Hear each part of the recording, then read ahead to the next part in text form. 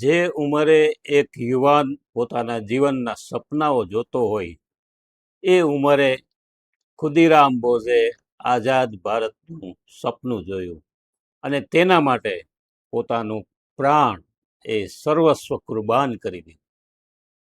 મિત્રો, 11 ઓગસ્ટ 1908ના રોજ ખુદીરામ બોઝે દેશની આઝાદી માટે પોતાના પ્રાણોનું બલિદાન આપ્યું હતું. આજે એ દિવસ છે. એક માતાએ તો પોતાનો દીકરો ગુમાવ્યો, પરંતુ ભારતને એવો વીર મળ્યો જેની શૌર્ય ગાથા આવનારી પેઢીઓને સાહસ, દેશભક્તિ અને બલિદાનની પ્રેરણા આપતી રહેશે. ખુદીરામ બોઝ માત્ર ઇતિહાસનું એક નામ જ નથી, પણ એક જજબાનું નામ છે, એક ઉત્સાહનું નામ છે. આજે તેમની શહાદતને નમન કરીએ અને કેટલીક વાતો દ્વારા એમને યાદ કરીએ. મિત્રો, 1908માં 30 એપ્રિલનો એ દિવસ હતો.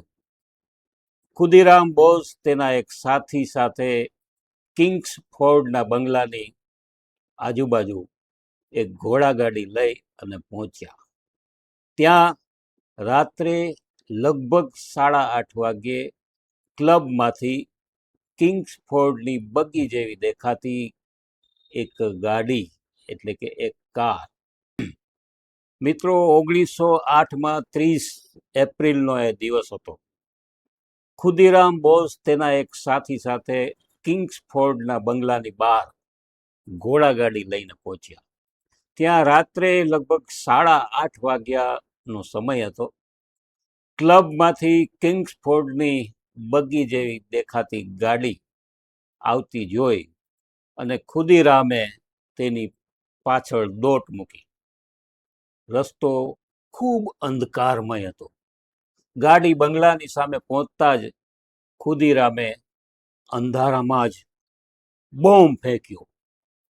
આ ભારતનો પહેલો બોમ્બ વિસ્ફોટ હતો, જેનો અવાજ માઇલો સુધી સંભળાયો અને પછી તેની ચર્ચા ઇંગ્લેન્ડ અને યુરોપ સુધી પહોંચી.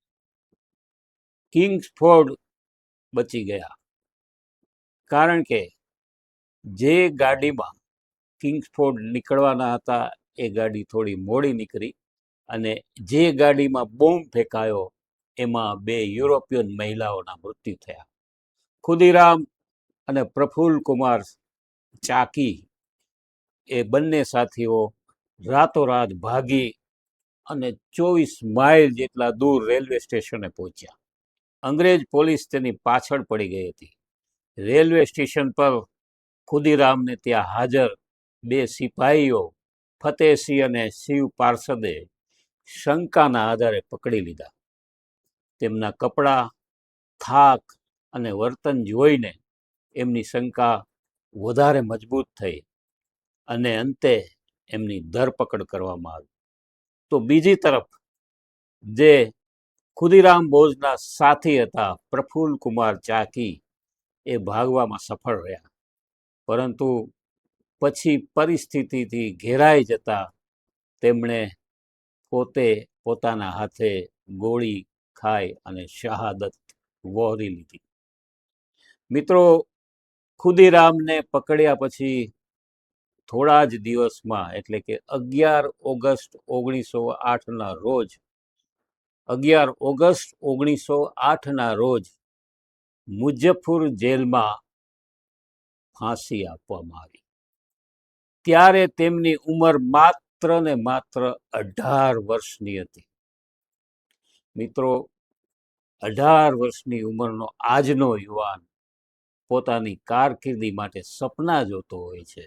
એક યુવાન જે પોતે ખુદીરામ બોઝ એ જીવનના સપનાઓ તો જોયા, પણ એને આઝાદ ભારતનું સ્વપ્ન જોયું અને તેના માટે એનું સર્વસ્વ કુરબાન કરી દીધું. नमन है उन वीरों को जिन्होंने देश के लिए प्राण दिए, तिरंगे की आन के लिए अपने अरमान दिए.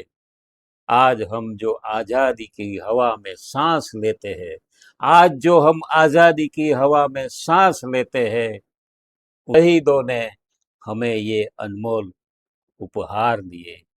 शत शत नमन खुदीराम बोस ने।